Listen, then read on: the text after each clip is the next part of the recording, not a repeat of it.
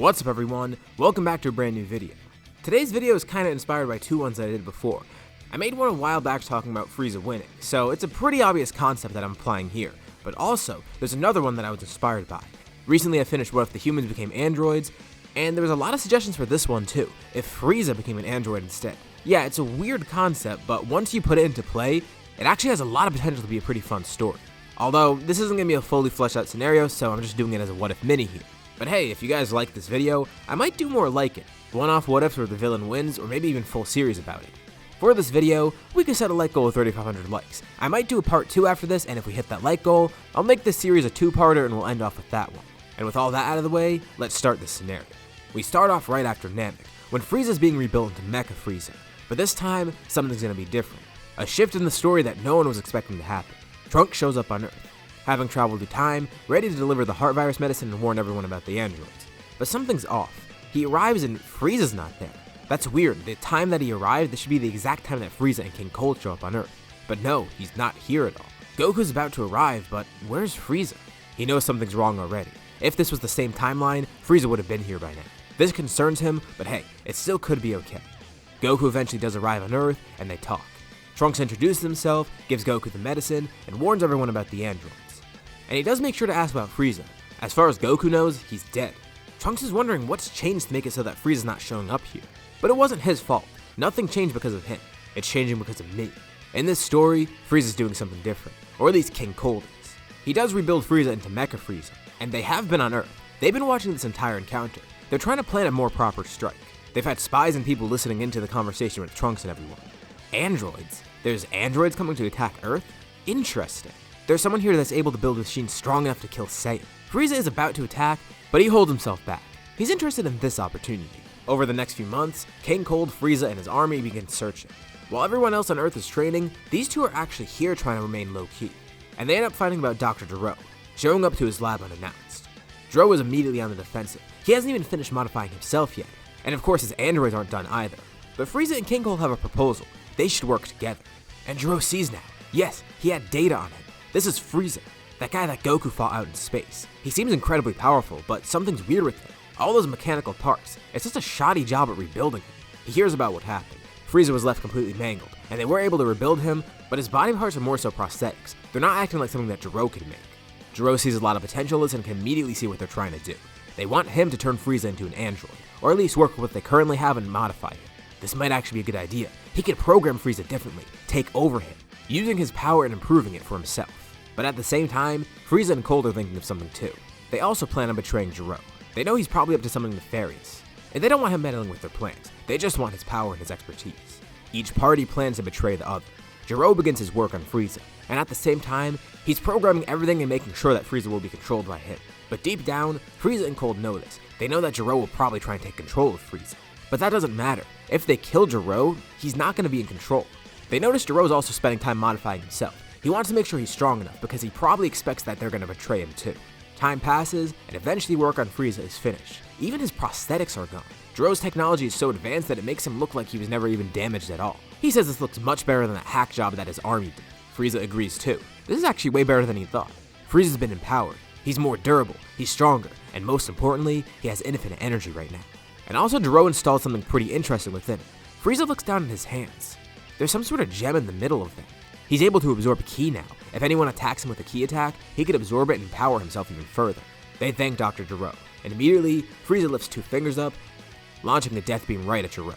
But he reacts in time, lifting his own hand up and absorbing the blast. Just as he expected, he begins controlling Frieza for himself, making sure that he can't attack him. And it's strange, Frieza's mind seems intact. He knows that he doesn't want to work with Gero. It's not even that, it's that his body is actually being controlled by Gero. It's like he's some sort of puppet. He then sends Frieza to fight King Cold. The two start clashing, and King Cold is able to hold his own, and Frieza's trying to hold back his power so he doesn't kill King Cold. But they have an idea. King Cold is able to grab Gero, taking him hostage. If Frieza attacks him, he attacks Gero as well. Everyone right now is about even in terms of strength. Gero has some android abilities, but he's much weaker because he's not completely finished. But as King Cold holds him down, Gero then puts a hand on King Cold's face, absorbing all of his energy. But this gives Frieza an opening. One brief second where he's in control, he launches a massive attack, catching both Gero and King Cold in the blast. King Cold was already a dead man anyways. Once Gero grabbed a hold of him, he would have taken all of his energy and killed him right there and then. Not like he cared too much about his father anyways. He looks there in the wake of his destruction. Nothing is left of the lab. Gero and Cold are dead. And now, Frieza has this power all to himself, and his mind is still intact. It's perfect. But not long after, Frieza can sense people nearby. Oh, of course, their fight must have alerted everyone else. In front of him, he then sees the entire dragon team arrive. The Saiyans, Piccolo, those Earthlings. Wait, Frieza? Yeah, Trunks mentioned he was supposed to be here, but something's different about him. And why does he look like he's fully healed? Goku is sure of it. Okay, he might not have died out in space, but Goku remembers. Frieza got mutilated by his own attack, but he looks normal now. Well, somewhat. They notice in his hand there's something on it, and his energy feels different. Like, they could feel part of his energy, but also it seems like it's suppressed somehow. Part of his energy is his normal ki, but also part of it is coming from his infinite energy engine, which can't be sensed. They could tell it's changed in some way, but they can't tell what. But Goku doesn't care. He powers up into Super Saiyan. He defeated Frieza once, and he could do it again. He launches right over at Frieza, and the two clash midair. This is just what Frieza wanted. Now it's time to test this out. He grabs Goku's face, and Goku suddenly begins feeling weaker. Frieza begins draining his energy, at a rapid pace too. Everyone notices Goku's energy is dropping rapidly. What's going on here? Frieza laughs maniacally. The power of a Super Saiyan, it's now his. All the energy that Goku was giving off is now controlled by him. But Frieza can't hold it all right now. He's got to release it somewhere. So, using all the energy he just stole from Goku, he looks over at the group, launching a massive blast, killing all of them in one shot. Gohan and Vegeta barely make it out alive. The two look over. Goku's on the ground keeled over, incredibly weakened and even back in his base form. And they look over towards the group, and no one's there. Gohan's completely infuriated. Immediately, his anger explodes. He transforms, turning into a Super Saiyan himself. Vegeta transforms as well. He was already pretty close to this anyways, but with Frieza here, this pushes him over the edge. The two try to attack to the best of their abilities. But it seems like it's nothing. Frieza's effortlessly dodging their attacks, and even when he does get hit, he doesn't feel pain at all. What the hell is this? How did Frieza get so strong? Vegeta jumps backwards and charges a final flash, launching it at Frieza with all his power. How stupid. Frieza simply puts his hand out, absorbing all the energy from it. That was a powerful attack. If Frieza couldn't absorb it, hey, that might have done some damage. And he thanks Vegeta. This will be fun. He puts his hands together, recreating the final flash himself. He's glad he could finally get rid of these monkeys. And with this one attack, Vegeta and Gohan are decimated. Goku is still there on the ground, barely conscious. He sees everything happening, and he's angered to no end. But he can't do anything. Frieza drained all of his energy. Even if he wanted to transform out of anger, he couldn't. The second he'd get up, he just collapsed from exhaustion. But Frieza's satisfied. Goku got to watch everyone he loved die, and he got humbled by Frieza. There's no point keeping him around anymore. He smiles and points at Goku, saying it was nice to see him again. A death beam pierces right through Goku's chest, killing him off. Now we can fast forward. Years have passed since then. Everyone on Earth has been wiped out, and the planet has been sold by Frieza. It was actually more valuable than he thought, and he's been pretty bored. He rebuilt his army from the ground up, making it even stronger than before. Even though he lost a lot of them on Namek, including the Ginyu Force, it doesn't really matter. Frieza is so strong now that he can do the work himself. He's becoming a lot more active. It doesn't really count as training, but he is going out and actually using his abilities more and more, so he does grow somewhat. And with how insane his potential is as a mutant, over this next decade or so, he gets incredibly powerful, even unlocking a new evolution in power. But he has nowhere to test it out against, at least up until some point. In another end of space, completely far away from where Frieza is, a new evil has been revived.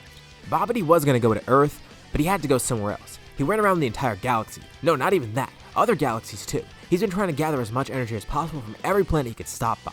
And at some point, Majin Buu was revived. It was tougher and it did take a lot more time, but as long as he got the gold that he wanted. Now that the Majin is here, he can do whatever he wants. He's going to rule this entire universe. But Babidi's not that stupid. He knows there's other threats out in this universe, specifically Frieza. He's heard of him and he senses power, and he knows that if they encounter him, it will be a big deal. But Buu should be enough. Buu could probably even absorb Frieza, taking his power for himself. It would be amazing. Buu would be completely unstoppable at that point. They should probably deal with him before things get too out of hand. So with Majin Buu now revived, he has his first target in mind, Frieza. Frieza's on his ship one day, doing absolutely nothing. He senses something nearby, an evil presence, something coming towards him. And as it gets closer, Frieza could feel how powerful it is. It's actually a little bit concerning. Well, at first. Frieza chuckles. Finally, a way to test his abilities. He doesn't know what this is, but he could assume. King Cold warned him about some evil presence long ago. There's two people he was told to avoid, Beerus and Majin Buu. This must be the latter. If this were Beerus, he'd know that he wouldn't be able to feel his power. After their last encounter at least. Suddenly, his entire ship is vaporized. But Frieza's completely unscathed.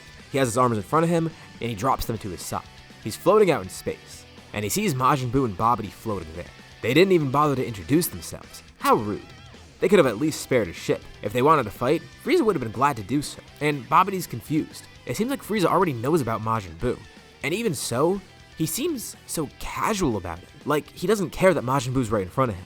Babidi is annoyed by this confidence. He sicks Majin Buu on Frieza, and the two begin clashing. Buu's power is actually too strong for Frieza to counter, at least at the moment. Frieza's trying to gauge it first, and also trying to see what other abilities Buu has. He seems kind of stupid too.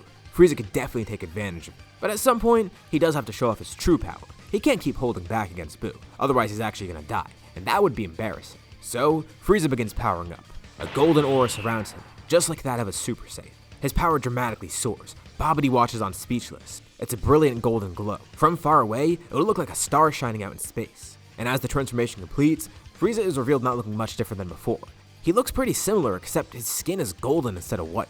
This is what he refers to simply as Golden Frieza. He begins attacking Buu, with no problems at all. And the best part is, Golden is way better here. He has no stamina issues because he has infinite energy. Plus, at some points, he's able to grab Buu, taking his energy for himself. And Buu does try ki attacks at some points. Frieza is able to just absorb them for himself. This power is incredible. He thanks Babidi for bringing him here. Not only is he giving Frieza a fun fight, but he's also giving him a bunch of new power. He cocks his fist back, encasing it in golden ki as it's launched right through Buu's chest. Of course, Frieza knows this isn't going to damage him, but Frieza begins absorbing his energy right from within Buu. Buu's starting to feel weaker and weaker, and Frieza's getting stronger and stronger.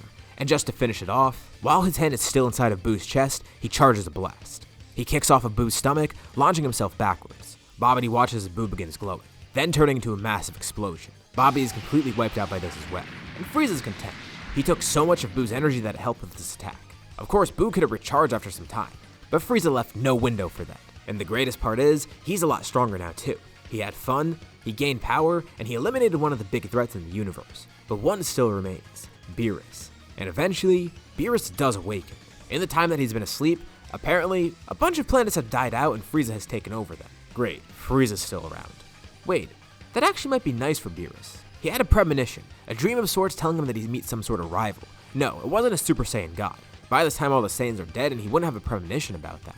Well, not all of the Saiyans. But he doesn't dream of someone fighting him like that. He just dreams of a rival encased in gold.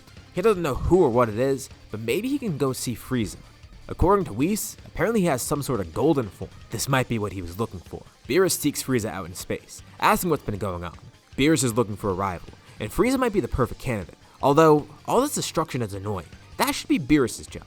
He's fine with Frieza going around doing whatever, but he's at least gotta leave some stuff for Beerus. Also, he's destroying all these planets that probably have great food and great fighters on them. So he's gonna have to dial it back a bit. He feels like Frieza's trying to take his spot ever since Beerus has fallen asleep. And he's not gonna let that happen. But still, he sees the potential in Frieza. He could be his next rival. And he wants Frieza to display his strength. He wants to fight him. Frieza doesn't think he's serious, but he is. Well, that's fine with him. Frieza powers up, going into his golden form showing his true power. And Beerus is slightly impressed. He doesn't really care too much. This power, it seems nice, but not really that high. Beerus can fight while heavily suppressed, and this will still not be enough to fight him then. And just for the hell of it, he does end up fighting Frieza, while massively holding back, and he still obviously ends up winning. Okay, Beerus is a bit disappointed, but he could tell. Frieza has the potential to become a lot stronger. He hasn't been training, has he? Yeah, Frieza confirms it. He's had some fights, but they're so few and far in between, and it's been over a decade. So he grew stronger from those, but not by an insane amount. Beerus has a proposition for him. Come to his planet, train as a rival there, get stronger, possibly even get God Ki. But he knows Frieza. He knows how Frieza operates. He tells Frieza if he gets any funny ideas, he'll make sure to destroy Frieza on the spot. Consider this a second chance for him. Beerus knows that he might get double-crossed. But there is also potential for him to use Frieza for another purpose, becoming a perfect rival. Maybe even the perfect candidate for a god of destruction. He could whip Frieza into shape, change him, turn him into a proper ruler, and a proper rival.